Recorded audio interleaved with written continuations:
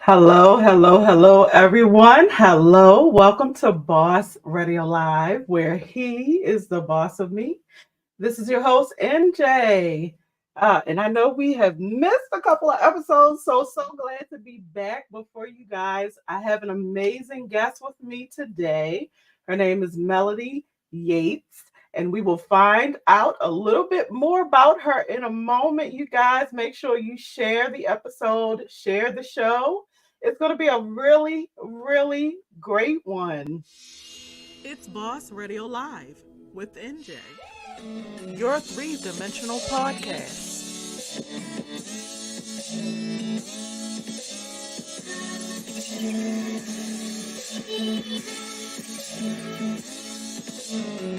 Baltimore, Maryland. I love my city. Wow. You have to have balance. Mother's Day extravaganza event being held by LCC Lois Button Culver. Come meet me today at the Spirit Fest.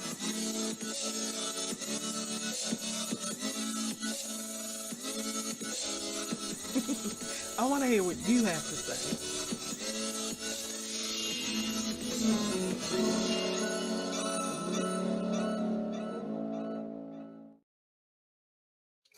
Again, welcome to Boss Radio Live. My guest today is Melanie Yates. She is a coach, an author, and a speaker. And just in case you guys have not heard of Melanie, here's a little bit about her. Award-winning coach, author, and speaker, Melanie Yates has mastered how to get unstuck and move forward into change. For over a decade, she has coached hundreds of people, helping them turn their lives from misery to happiness through one-on-one coaching, seminars, and videos. After decades of self-defeating behavior, Melanie found her power within through spiritual truths, leading her to a more powerful life. Melanie doesn't just talk the talk. She walks the walk. Through her struggle, she learned tools and tips to manage her emotions and create a joyful life. She now shares these truths with others so that they can win the war within and manifest greater love and happiness. Today, Melanie talks about how to rewire your brain and create a more fulfilled life. Everybody, let's welcome Melanie Yates. Hi, Melanie. Hi, NJ. Thank you so much. What a pleasure to be here today. I'm so excited. Yes, I'm glad to have you on because I need to let you talk to the people and help us rewire. I said, I love this. We rewire my brain. This sounds good to me. Absolutely. I mean, it is a daily. I'm telling you, it is daily. It is something you have to repeat. There's this new word out there. It's called neuroplasticity. It's getting a lot more. People are using it a lot more these days. Way back when, which wasn't that long ago. We're talking a short 4 decades ago. They literally believed you cannot change the brain. Like you can't get smarter, you can't change things. When you have an aneurysm and there's part of your brain that's actually dead, there's nothing you can do about it. people would have these brain injuries and they would say, well, that part of the brain that moves your right arm doesn't work anymore. The brain is dead in that area that moves your hand. And then these miracles were happening, and we know who to give the credit to. And science also started seeing how, even though it doesn't make logical sense that that part of the brain is dead, they were able to move their arm again. And it didn't just happen once or twice. There was many people that through repetition could move their arm. So think what we could do without an aneurysm, without brain damage, right? So that's the exciting part. And I get so excited about this because if you're struggling with depression, with anxiety, with social situations, with relationships, with physical health, even, when I think of, sometimes we're even attacked spiritually. Like there's so many things that are going on today that cause us, to feel uncomfortable. That's the way I like to describe it for myself these days. And my mentors, they help me use different words because our words are so important. And I want to just say the very first thing when we're talking about rewiring our brain is to be aware about what needs to be rewired. And this negative self-talk that you got to realize your brain is lying to you, and you don't have to believe everything your brain tells you. You just don't. And if that's the first time you're hearing that, let me just say it again. Your brain lies to you. You don't have to believe everything it says. And the beautiful thing about rewiring is that you can actually change the way you feel and behave because you do have control over your thoughts. It's just most of us are so busy in life. I mean, we got stuff coming at us, all the time. It is, we have distractions, we have excuses, we have jobs, we have families.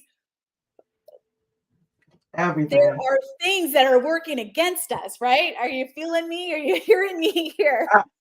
Look, I was about to be like, we can take a sip. We can stop and take a sip on your brain is lying to you. I was stuck there. I was stuck there because we need to understand. I think if that is the first thing that we can get through our heads is that voice sometimes that we hear, especially when it's negative, that it is lying to us when it's telling us what like we can't do, what all the negative talk, all the negative self-talk, all of that is a lie. So and we might, and the thing is, people aren't perfect, right? Like our caregivers aren't perfect, our teachers weren't perfect. There's things that have been said to us that what I've come to believe, fancied or real, meaning it could be made up. It could be a straight up lie that either I came up with in my head, or I was programmed in some way with my childhood upbringing, or dare I say the word trauma or PTSD. If you've had some kind of event that has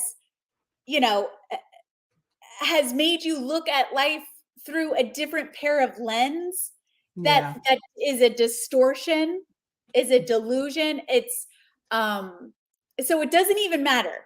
It doesn't matter if it's fancied or real. You have power to change the way you perceive and look at things. And so the first thing is just being aware of, there's something up there that's not right, that it's not okay. There's something up there that is not okay, and it is negative. And as soon as we can recognize that I'm hearing a voice, I mean, it happens. I mean, just for instance, I'm going to India next week. I've never been to India. I have been out of the country, and there is some thoughts up here that are telling me I don't deserve this great trip with my husband. I'm a mother and we're leaving our teenager home, and he said he didn't want to go. We did invite him, but this negative voice tells me, you know, you're not being a good mom because you're leaving your kid, Right. and you don't deserve to have a wonderful time by your husband. You should wait Yeah. until he's gone to college or something. You know, I don't deserve Right. it. There's negative things going on in there. And so the first thing I have to recognize, and I don't usually recognize the thought until I have the feeling, right? Mm. I start feeling like nervous, or I feel anxious. Um, I'm crying for no reason, you know? And I'm thinking, what is the matter with me?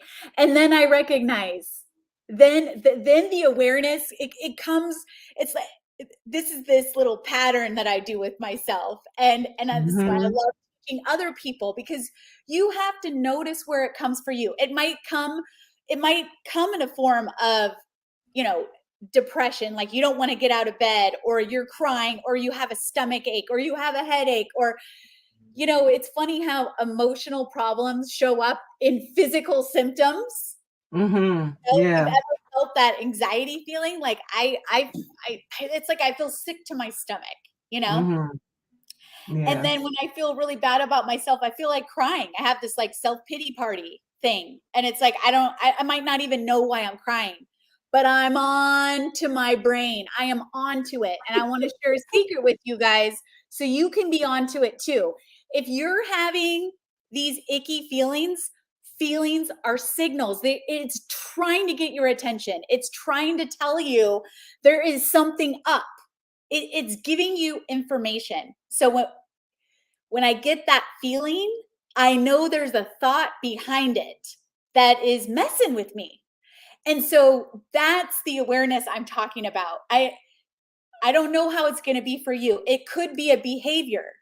So my behaviors and my feelings are the signal I'm having a thought, especially if those feelings and behaviors are things I don't like to feel, or it's negative, um, or the behaviors don't serve me, like, I don't know, eating 6 cookies or a whole box of Girl Scout cookies, stuff like that. I don't know if you guys do that, or spending money you don't have, or uh, you know, going shopping and getting more than one of something, and then realizing when you get home you have like too many of that one thing that you just bought 2 of. Stuff like that. Like behaviors, there's something when we have a behavior that doesn't serve us, there's something underneath that. The thought, the way I'm wired in my brain to make a choice. So as soon as I can become aware of, oh, I'm doing it again, or this behavior, didn't I say I wasn't going to do this anymore? And then I keep doing it. And I'm like, why? The first step is the awareness. So those are the signals. Behavior and feelings are giving you a signal that there's something underneath the thought, the way my brain works. There's something going on underneath that, and it's giving me information. And so most of us um, don't recognize that there could be a lie underneath that. And that is actually the thing that's causing the feeling and the behavior. So imagine that I have a thought that, this is just coming to my mind, so I'm just going to say it. I'm fat and ugly, right? So I have this thought, I'm fat and ugly. And then I have this feeling when I have that thought that I'm no good, no one likes me, people judge me, and my husband's gonna leave me, right? And so what happens is I have this behavior because it's so painful to feel unlovable that I will go use something to make me feel better, like food, shopping. There's something going on there, and I don't even recognize that the thought is what's causing this behavior, and it becomes this cycle. And so first is awareness, and then we need to challenge what is causing me to do this? What is causing me to abuse alcohol or food or watch TV for 8 hours straight or not get out of bed? What am I afraid of? What is the thought underneath that? And so the next step is to challenge and replace. So it's like, okay, well, how do you do that? So I know people, the quickest thing that I can have you try is body language. So people for years have been talking about positive affirmations, and it's not that positive affirmations don't work. It's just that if your brain has a program that says you're fat and ugly, me looking in the mirror and saying, I love you, you're so beautiful and skinny, it doesn't mean much. I can sit there and look at myself over and over and over and say, you're beautiful and skinny, and my mind is saying something else. It's just like saying, oh, when we talk about manifesting, oh, I want to be rich. And then your brain is like, I just looked in your bank account, you ain't rich. So what I'm trying to say is positive affirmation, it is good. We do want to affirm ourselves. And my granny taught me that you look yourself in the mirror and you say, I love you and I am a queen and you're beautiful. I mean, my grandma loved that. But what she didn't always articulate is, how she looked in the mirror? She was like, I'm a queen. I mean, my grandma, she was so sassy. She had her hands on her hip and she had the body language that matched. And there's so much body language research and case studies that it's the body language that our brain actually pays more attention to. Just for example, just smiling releases different chemicals and hormones in our brain. So when we use our physical body with the affirmation, it helps our brain get to the place we want to get to faster. Okay, wait, Valentine. I want to make sure that people have this, because you're right. We've always heard this about the positive affirmations, right? How the positive self-talk to combat the negative self-talk, right? So that's what we've all heard. So you're saying combine that with physical action. Yeah, I mean, so okay. A power pose or a happy pose or a gratitude pose. So my all-time favorite one is just Wonder Woman pose. Put your hands on your hips, like you mean it, like you got it, and putting your hands up high. What do people do when they finish the race? When you win something, your body language is like, yes, yes, yes. So your brain knows that it's a celebration to put your hands up. You don't even have to have anything to celebrate to put your hands up, and your mind's like, oh wait, she's putting her hands up, something exciting's happening, something good's happening. It's your brain, the neurons in your brain are engaged, they're engaged. And so it's like, if you feel sad, make yourself smile. And I'm not saying, I mean, I want you to feel your feelings. I think feelings are, I'm not talking about suppressing. I'm just saying that, sometimes it's hard to get out of bed because you don't think there's anything to get out of bed for, right? There is a program, there is a thought, there is negative self-talk going on that is telling you there's nothing to get out of bed for. And so sometimes we have to act our way into feeling better. Body language, even if you don't feel like it, can do that. This gal, Mel Robbins, love her. She uses body language. She talks about a high five.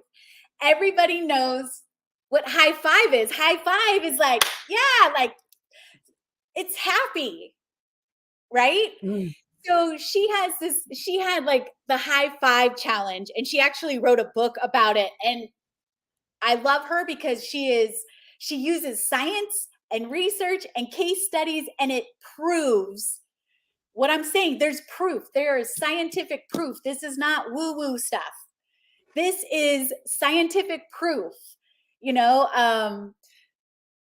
that your body language actually changes the chemicals in your brain. Now, staying in bed and feeling sorry for ourselves also changes the chemicals in our brain. So the high five challenge is when you get up in the morning, you go to the mirror and you give yourself, your own self, a high five in the mirror. And then if you add some affirmations to, like, for a while, I was just be like, high five, girl, you got up. Like, high five, like you did it. You got out of bed with the alarm, I didn't press snooze, and I would just keep putting high five. I would just try to think of something small. I opened my eyes, high five, I love that because that's real. That's real because you're not, like you were saying, feel the feelings. The feelings, they're real. And you were really giving yourself praise for what you really did. Like you really did pull yourself out of bed. You high-fived yourself for that. So if we can think about it that way, that's amazing because go ahead and give yourself the accolades for every little thing every push you make because it's hard. What do we mostly do? We look in the mirror and we start nitpicking at, oh, I see a wrinkle, and oh, my teeth aren't white, and we nitpick ourselves. You don't even, if you don't think you negative self-talk, you better Facebook me privately because I know that we do. It's the human nature. The default is negative self-talk. And the reason why was because as cavemen and women, that's how we stayed alive, is to be negative, is to be afraid. That's how we stayed alive. So we were made that way. There's nothing wrong with it. We needed it to survive. Survival of the fittest. Okay. So now what are we going to do? You know what? The funny thing is that's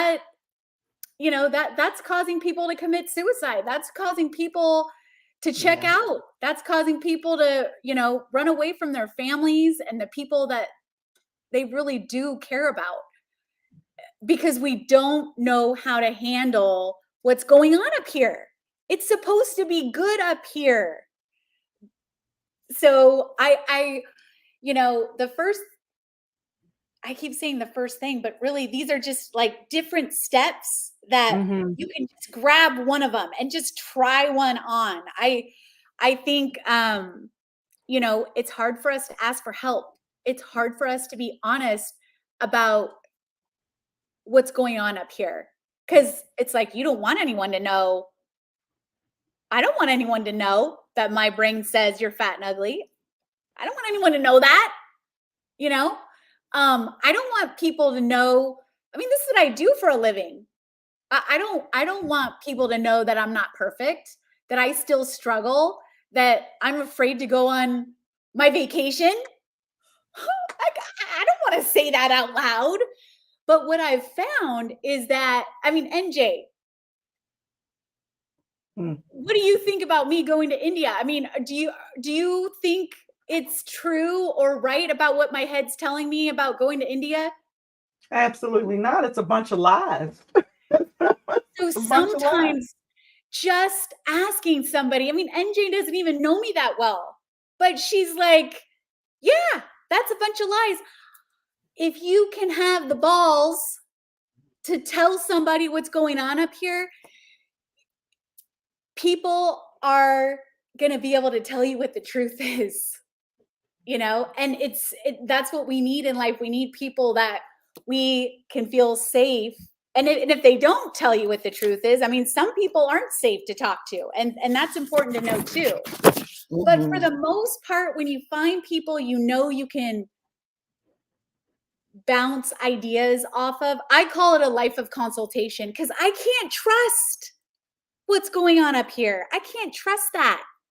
It's like we've been brainwashed to think a certain way, to act a certain way. And we don't need to look for somebody to blame. It's like, I have to start taking responsibility for what's going on up here. So just being able to tell somebody else what's going on up there, you're going to be in a whole new realm of freedom from the lies. Because just knowing what you're up against, you are up against a negative self-talking mind. It is not going anywhere. It doesn't matter how much self-esteem you think you have or how much self-esteem you've built up from doing esteemable acts. It will always be there. People call it different things. People can call it the ego. People might call it Satan. There's all kinds of different ways of talking about it. You just need to know that you're up against a default and there is another way to live in acceptance with what's going on. And there's a way to be happier. There really is.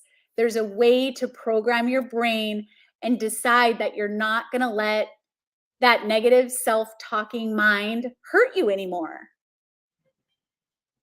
I think it's something to be said about just living in which is kind of what you were saying, in transparency.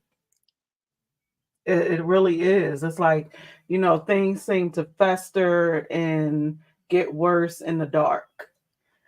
So when you just shed light on, hey, this is how I'm feeling, this is what I'm going through, I know this is not the truth, so I'm dealing with it, help me, whatever. You might have to ask for help. You may have to just, let people know so they at least know what's going on with you.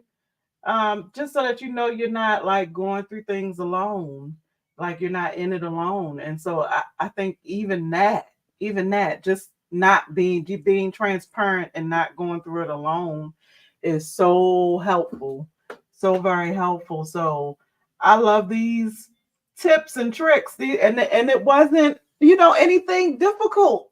It was nothing difficult. We're just talking about, hey, be transparent. Hey, use your body. Get it. I love it. To get into, use your body with your words. And it doesn't have to be inauthentic. Just, be positive about what you are able to do. Move forward. Oh, I love it. I love all of that. Yeah. And yeah, go ahead. Well, I was going to just mention that even if there's anybody out there that prays, you can talk to the God of your understanding in a way. If you have a loving God and you tell your God, hey, this is what my brain is telling me, what do you think? Man, every time I ask the God that I know adores me and adores you, if I should feel bad about going on a vacation, or if I should feel bad and unworthy of myself, every single time he's like, no way, kid, have fun. And sometimes just even playing that little role play, I don't even have to go to somebody else, but that's kind of an advanced level. You need to have a relationship with God that you feel like you're getting that kind of connection. But relationships, a life of consultation and relationships are what has saved me. And then to believe in a higher power and believe that God loves me, it shuts this down real quick. It shuts it down really quick. Mm-hmm. Mm-hmm. Yeah. I'm a proponent. I believe in the I ams. I don't know if you believe in that, but I speak those I ams to myself. So now I'm gonna start doing the action too. So I thank you for that. Um, so you wrote this book, uh, the Happy, Joyous, and Free. Happy, Joyous, and Free book. I love all of those. I love to be happy, joyous, and free. So tell us a little bit about that. Well, it's really about loving your life no matter what. No matter what, meaning when life gets you down, when life shows up and you don't like it. And on any given day, if I don't get my way, I can be upset about it. If something surprises me and I don't like that, my mind starts to lie and make up stories, and I tell myself I'm not happy. And so I wanted to give tools, easy, simple tools. And my son is 17. And so when I wrote this, he was a little bit younger, and I wanted it to be a book that could work for teenagers. And I won my awards and became a #1 best-selling in teen literature because it's easy to read. And I wanted it to be something simple and tangible and easy and duplicatable so that I could just share little tidbits with even little kids. Like it's you know that book about we learned everything we needed to know in kindergarten, like it really is that simple. We just forget. We forget as adults. We get distracted and we get worn down by the things that we wish were different. And so I'm wanting to spread these tools out so that people know that when death hits you, when you lose a job, when you get sick, when someone leaves you, divorce, financial difficulty, you can still be happy, joyous, and free because it is an awareness. It's the way our brain and perceptive, that's the way we perceive things that makes us unhappy or unsatisfied. And so we even another tool is just engaging in activities you enjoy. I'm a type A person. I like to work, and people start seeing bags under my eyes and they're like, are you okay? Or I won't even know. Like my husband will be like, are you okay? I'm like, why? I'm fine. I don't even realize that I'm too serious. I take life too serious. I'm too serious about stuff. It's like I need to loosen up a little. It's like, does anyone have any tight necks? You guys have any tight necks out there? It's like, do you get tension headaches? You know? When's the last time you put music on and danced and grooved? And when's the last time you went to the playground and like got on the swing? You know, those swings can hold adult weight and it's fun. It's actually fun. Like, I dare you to go to a playground and get on the swing and not smile. I dare you. It's fun. We gotta find things. We gotta, when we're young, we want to grow up. When I grow up, I'm gonna do blah, blah, blah. But when we grow up, we need to find more ways to play where we take ourselves way too seriously. We take others way too seriously. We take it personally. Have you ever taken somebody personal? Like what they said was personally against me? And I make up this whole scenario and story, and I'm the one suffering. I'm the one that's uptight. I'm the one that isn't feeling good. Wow. I tell you. And yes, I take myself too seriously too. I do it too. So I certainly understand that. And I love you saying find ways to have fun, because I think we all take ourselves a little too I think we all take ourselves a little too seriously, and we need to do that more. Be a little goofy sometimes. Be goofy. Yeah. I don't want anyone to think I look stupid, so I'm not going to be goofy. I'm not, and it's like, oh my gosh, take the stick out of your butt. Like, be goofy. My husband's goofy. He's happier than I am. He's goofy. He sees it, goes around singing, and I'm thinking, why is he doing that? It's like, he's happy. Like, he's happy. He's singing because he's happy, and I think of, coloring. They have adult coloring books now. It's because if you go color, like, that's relaxing. That's fun. But do you think I have time to color? Oh no, I'm way too serious and important to color because I'm 48 years old. No, we all need to color. We all need to swing. We all need to make faces, It's like, we don't do that. I love it. We don't do that. We're so worried about what other people think still. Mm-hmm. It's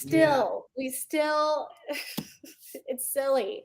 But if we can start laughing at ourselves, we don't have to take ourselves so serious. And there's freedom in that. And so that's what the book's about. It's about finding that happy joy and freedom no matter what is going on, because life is going to show up. None of us get out of here alive. Well, so we better enjoy it while we're here, right? Enjoy it. Enjoy it. Thank you so much. This has been great. Thank you. It went by so fast, but this has been really good. Thank you, NJ. Yeah. Yes, amazing. And you dropped a whole bunch of nuggets for people, especially that, honestly, and I know you're probably like, no big deal, but just that piece about the get past just the positive affirmations, because I think that is what most people do. And that piece about the putting your body into the whole thing, that's like revolutionary. I don't know. I don't know. That just, even when you were saying it, I was like, okay, I can, feel how that would work. So yeah, thank you for that. Thank you. You guys, wasn't she great? It was wonderful to be here. Thank you so much, NJ. Appreciate it. Yes, definitely. So I know you guys enjoyed that whole conversation. So I know you got some nuggets out of there. So I want to thank my guest once more, Miss Melanie Yates, for joining us today. So you guys, another great episode. this has been really great. So I hope you guys picked up all of those great nuggets she left, dropped right on the ground for you guys. I hope you got them. Check out her website. I'm going to put that right up here. Make sure you guys check out her website. Happy, joyous, and free, just like her book.